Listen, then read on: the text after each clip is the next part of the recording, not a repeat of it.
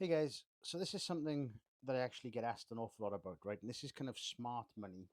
Now, what a lot of people don't understand is, what it means, right? And what I want to do is I want to show you this on Bitcoin, right? A lot of people who demonstrate smart money concepts, they tend to trade, euro, a lot of emphasis on forex, right? Now, there's no particular reason for that.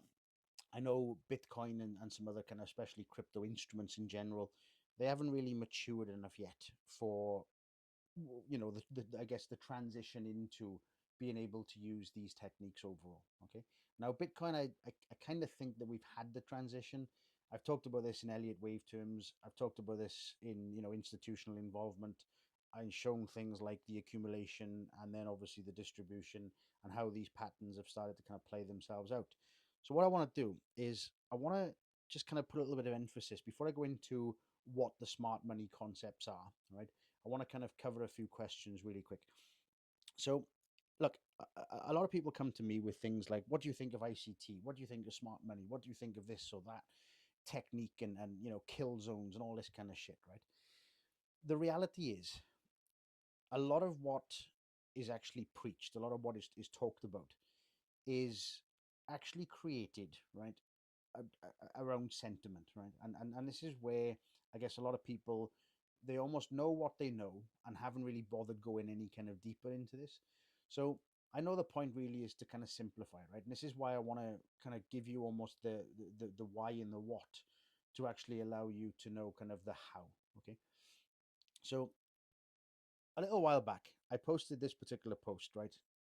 On how smart money kind of fits, what actually is behind it, kind of driving the scenes, and where it all kind of comes together, right? So the short answer is ultimately volume. Okay, now as these volume profiles are created, they will leave a footprint behind. Okay, now again, footprint trading, it's a bit more complex. There's a lot more kind of to it. I've done an awful lot of footprint trading over the years, and I've kind of stepped away from it with trying to use more of the visualization rather than the kind of the data. Now, this obviously is where I feel a lot of people kind of plug in smart money concepts. They they have a little understanding of, like, there's a level, oh, there's a line, there's a box, there's a gap, but it's not about what drives that. Okay, it's it's what's behind the scenes. So with that being said, I have been showing for quite a long time things like Elliott waves and Wyckoff, right? Now, a lot of people will say things like, "Oh, it's 100 years old. It can't be right. It doesn't work anymore." Human nature hasn't changed much at all in the last 100 years, right? We are actually driven by fear, greed, stupidity, all the kind of good things that humans do, all the bad things that humans do, right? So by putting the two pieces of the puzzle together, right? Understanding that, sentiment ultimately drives the market. The market is seeking liquidity. The liquidity does two things to an individual. That's, it's either making them fearful that they've missed a trade or an opportunity, or ultimately greedy. I want more. I want more of the same thing. So, in the grand scheme of things, we end up in this kind of perpetual cycle, right? And the cycles can be measured and monitored, and we can use fib relations and all this kind of stuff. But in the grand scheme of things, to really, truly, really, really simplify this, I want to just give you the kind of the basics, right? So as a market accumulates, then we have basically a markup and then we distribute. Then we come back down from the mark down, we actually accumulate again, and then we actually have this, bit of momentum. We then distribute, we then come back down. We ultimately have this as a reaccumulation phase, and then we end up, up towards the top five in Elliott wave terms, and that allows us then to have a distribution pattern with an ABC move back down. What you tend to find is the A move will come on down, say down here, right? You'll find that if you look left, we're going to have some kind of fair value gap. If we then come back for a B, B is going to fit into either the reaccumulation from the five, or there's going to be another gap of some sort, right? That ultimately drives liquidity. You measure the 1618 and you ultimately end up back down in and around the liquidity zone of where the 1-2 cluster was actually created, right? So it's not, it's not overly complex in the grand scheme of things, right? Now, what I want to do, I want to show you from a smart money Bitcoin perspective, right? And this is something that, I think a lot of you guys will be interested in terms of how simple this can actually be. So what I've done is I've shown, I'll actually dig out the video. I'll see if I can link this in, if I can find the video. I've actually shown footprints, right? This is an indicator that we actually had built. And, in theory, what this is doing is just kind of highlighting the areas of interest, right? So what I'm going to do, I'm going to use the bar replay mode, and I'm going to play out in terms of Bitcoin from a smart money perspective, almost a simplified, a dumbed down version. I've called this robotic. I call this, mechanical. There's a load of people out on YouTube and so on, kind of preaching and teaching this type of thing. And in the grand scheme of things, right, it's very simplistic if you've got a good grasp in terms of, why it's happening in the first place. Okay. So if we look at something like a move here, right, we know Bitcoin was going up, right? So this is obviously, pretty obvious in hindsight, but this is just for the sake of the example. What you have to be asking in terms of a question to yourself is, if the price is to break this type of high, what's happening behind the scenes, right? We've got, breakout trades going in. We've got shorts that are, losses or stop losses of the shorts that have been triggered. We've got new orders. We've got, excitable type people that are jumping on the charts. Oh, I just want to get in long. So all of these things actually become fuel for the next move up, right? And then what we got to look at is, how do we know when the move up is likely to end? Okay. So what I want to do is I want to focus and kind of zoom into only 3 time frames, right? And a 3 time frame factor will give you a kind of a good idea and a good kind of grasp in terms of, where we're actually at in whatever type of cycle, right? So what I'm going to do, I'm going to play forward a little bit, knowing obviously the action. We move up and we ultimately end up, up in the 60, 70,000, right? So perfect example, this particular break, right? With a move out of where we've just come from, right? It's almost like the fuel was generated and created in this particular area, right? So the whole block can easily become an area of interest. Let me see if I can find this, an area of interest, right, into the future. Now, at that particular point, right, the price is already gone. However, we have yet to break through the prior high. Okay, so what we have now is a clear low. We still haven't breached this particular high, right? And we're going to play forward one more move, right? So we've now played forward into this particular setup, right? We've seen this in real time, or we've been, monitoring the trade in real time. We've actually now breached above this prior high, right? So in theory, what we've done is we've taken some new orders, we've taken liquidity, we've taken stop losses for people that might have shorted the first position. We've got these excitable traders that are jumping in. It's long, it's long, it's long forever, right? Now, what we can do at this particular point is we can take this as our potential new high, right? And I'm going to, look at this as if we were seeing this, now we're watching this live today, right? Now, I'll make this one a bit easier to visualize, and I'll zoom in for the sake of just the video. So what we now have, right, is we've got an area of interest. We've clearly breached a new high. We've had this real aggressive momentum type move. What I want to do is zoom down to the second time frame, right? So it's going to be a 4-hour type time frame, right?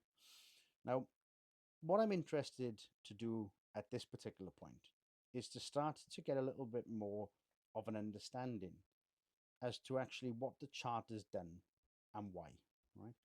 So I'm going to take the move up, right? And what I'm looking for is, where does this move up likely end, right? Why does it end? How does it end? Okay. Now, at this particular point on the chart, I don't know, okay, because obviously this is me looking at this now as if this was live, right? So the general idea is, from a smart money perspective, right, we are looking for things that tell us the trend, first of all, has changed, from this move down to an uptrend, right? Now, the long story short with this one is, we actually have the first move like this, right? We then break the structure, right? Some people will call this things like a market structure shift and so on, right? I'll label that a bit easier for you guys to see. I'll label this as the break.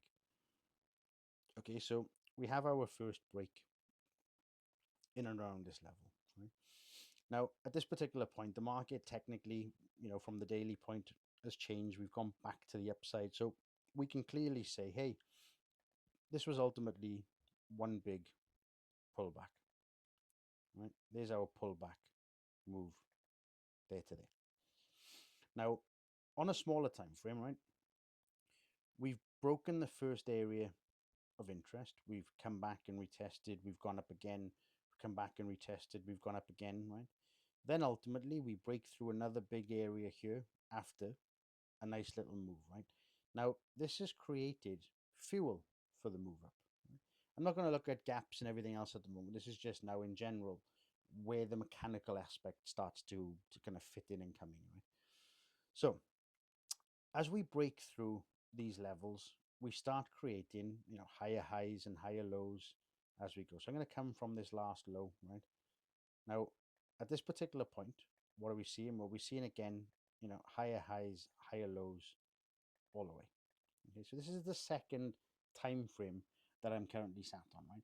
We know that the daily is just broken this prior high, and we know the 4 hour is still also pointing up. Okay, so what I want to do now is I want to look for two things. Are we likely to carry on up?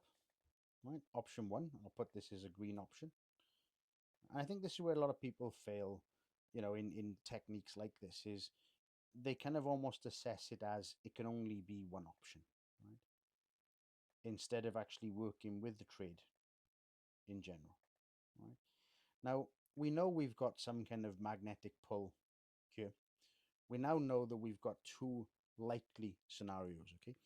We've got the first option, we continue on up, right? And I suppose there's even a third option in there, we carry on up, right? Now, obviously, at this particular point, the general idea is that I'm still not ready for any kind of trade, right? If I'm long, I'd like to see a pullback. And if I'm short, I'd like to see a change of character, right? So what we want to do now is to kind of start thinking, right, well, we've played this forward. The daily is still up. The 4 hour is still up. What I want to then do is to drop down to, say, a 15-minute time frame. And I want to look for some signs to give me clues, right, that we're either going to carry on up or we're going to change the character. And, it's almost as easy as this, right? This is where now I currently have my 4 hour and my daily in agreement and alignment with each other, right? So what I'm looking at is on a 15-minute time frame, we now have had a move up, a move down, and a move back up. Okay. Now, obviously, my 4 hour and my daily are both up. So, with that being said, my current bias is to the upside, right? Now, obviously, from an entry perspective, I can do something like this. I can put this particular high in, right? And once we end up then having a break, I can take this as a position. Right? Now, obviously, if I was to break down below, something like this, right? I'm going to put this as a low. What I'm going to be looking at is working with the market, right? I'm trying to understand what the market is actually telling me, right? Why the market wants to do what the market is going to do next, right? So with that being said, if we were to now start playing forward on a 15-minute time frame, there's no trade until we get some kind of idea as to what happens next, right? Now, at this particular point, we've just failed to take the high. We've breached the liquidity, and we're now starting to poke down to the lows, right? Now, again, at this particular point, there is still no entry from this mechanical point of view, right? There's nothing saying, hey, we are long or we are short. All we've done right now is gone sideways, right? And this sideways action will create the liquidity for the future, right? So again, we've now broken to the downside, but we failed to close to the downside, right? It's not until this particular point that we can say, okay, the market might have now changed its situation, right? Now, some will argue, oh, well, we could have changed this here, right? Yeah, we could have done. But the overall position, the overall situation is that we are currently bullish with our larger time frames, right? Now, obviously, Bitcoin is going to be different than trading euro. Bitcoin is going to be different than trading, GBP, USD as an example, because the majority of your bias is going to be to the upside, right? Especially if you're a true believer in something like Bitcoin. Bitcoin's going to be moving to the upside. Your bias is going to be to the upside. So you're going to be looking for long positions more than you are short, right? Now, we've literally taken the first move, right? At this particular point, we've had no pullback at all to that as a situation. What we then have to look back at is where would liquidity be, right? Down and around here. Where would liquidity be if we were to, keep on going down, right? So at this particular point, we can do now the mechanical type situation, mechanical type concept of we don't want to trade until we get confirmation. Okay. So we failed to go up. We've broken to the downside. And on that break, right, we've only now had the first idea of a pullback. So what I'd like to see is a move back into the zone, right, or a sweep on the liquidity.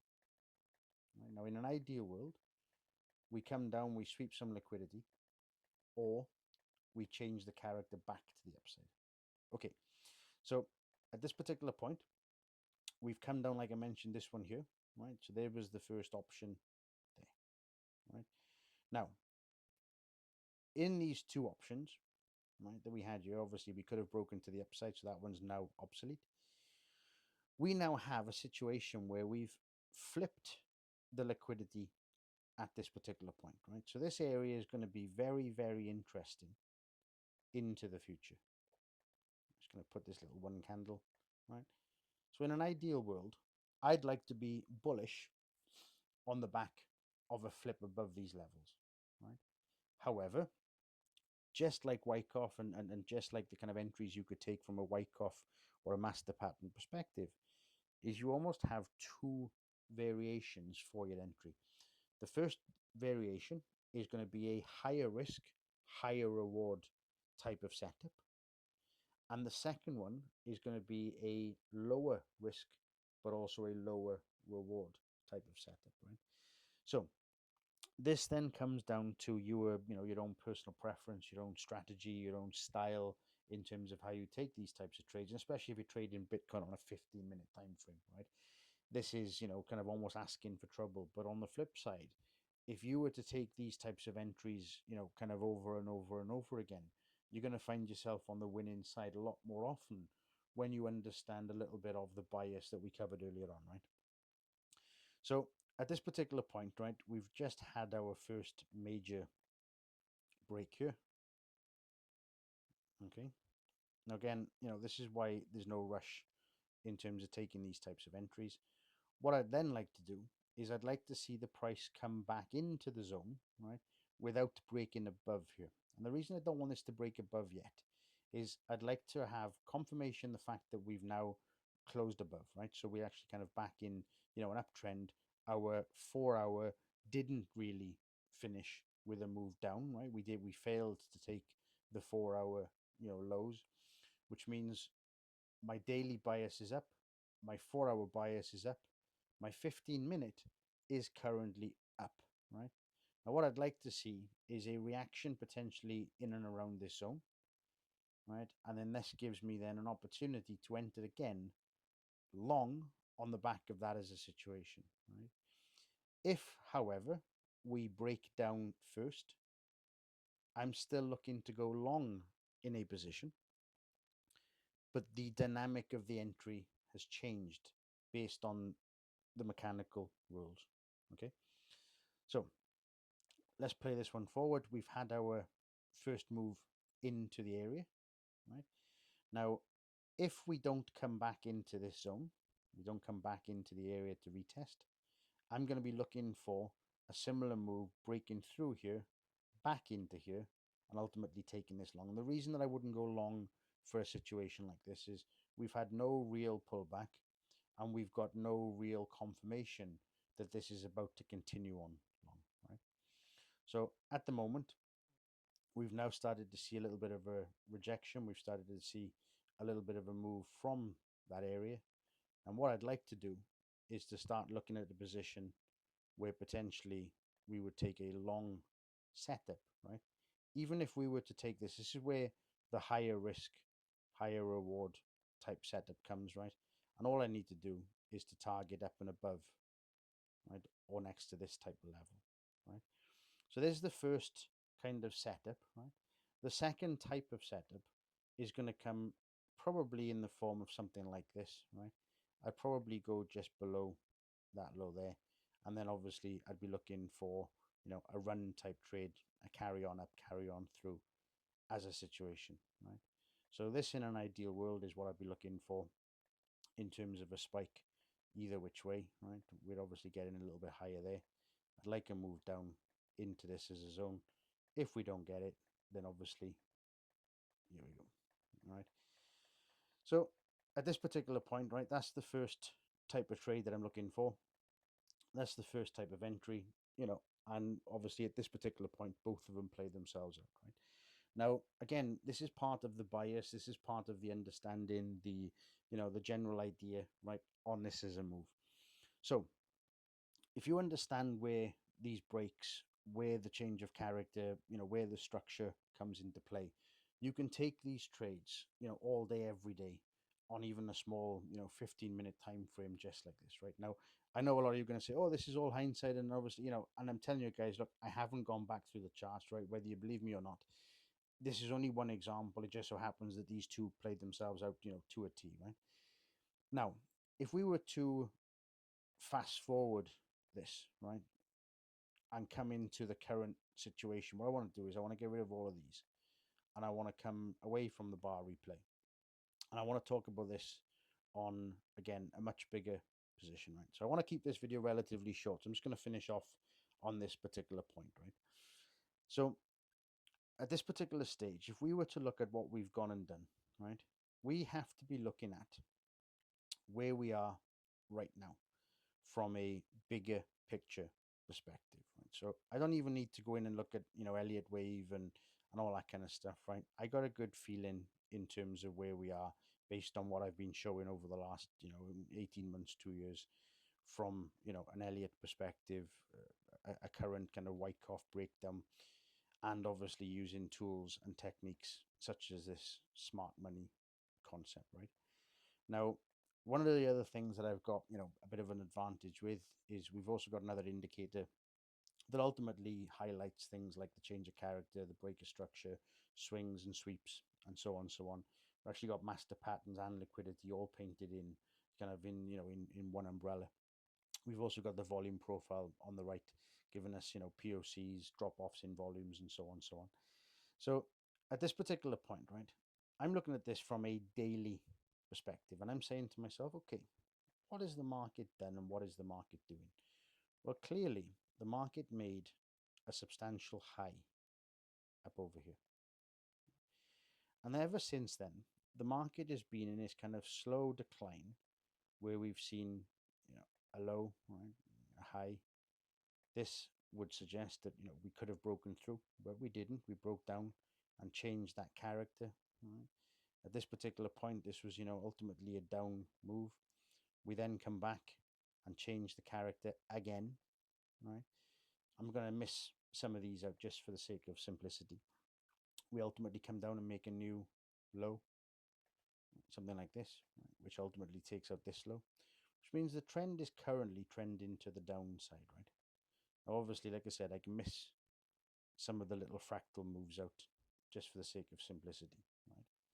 But what I'm actually seeing is right now, we're in a situation where the market on a daily time frame, right, is technically down.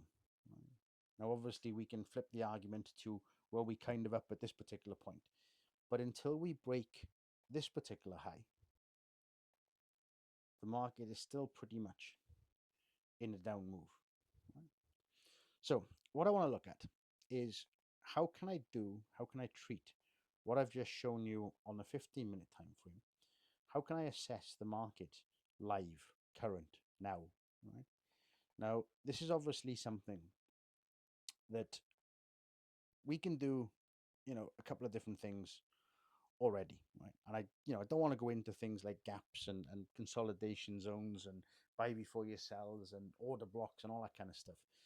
This is just to simplify how you can use these techniques on Bitcoin, right? And this is kind of the whole point of this particular video.